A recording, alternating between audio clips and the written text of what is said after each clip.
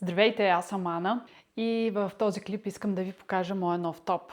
За направата на този топ отидоха точно 190 грама, като са ползвани 3 прежди. Идеята за този топ дойде след като си купих в намаленията на Стенли в сайта Плета.bg прежда кимоно. В момента я нямам налична, но ще поставя снимка как изглежда. Цвета на кимоно е войнишко зелено и тъй като имам зелен лен с паетки, реших да го съчетая. Лена с паетки се казва Лино на Филати Натурали и е закупен от Soul Nature. На мене толкова ми хареса този лен, че след като свърших потника, реших да си взема още 300 грама, защото винаги може да влезе в употреба с още някоя друга преждичка. И въпреки, че има паети, реших, че ми е малко блясъка, та трябваше да сложа и зелен лурекс.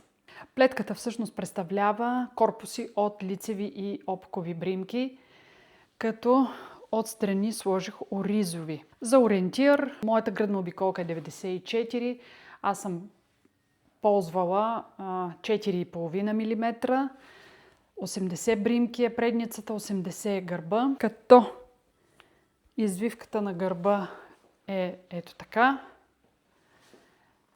а В е отпред.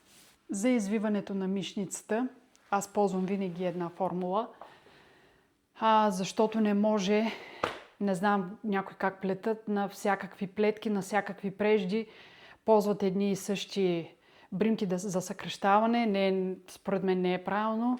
Аз имам специални формули според плътността на платното. Изчислявам как да се получи това изрязване тук. V-образното деколте започва веднага след като свършат тук съкращенията и започна право да плета. Веднага след това започвам и V-то. Обработката на потника е как е на български сега. Тамбурна и шов. Ние, тъй като повечето плетачки се учим от руската школа, аз го знам тамбурна и шов на български. Нямам идея как се казва този шев. Прави се с една кука.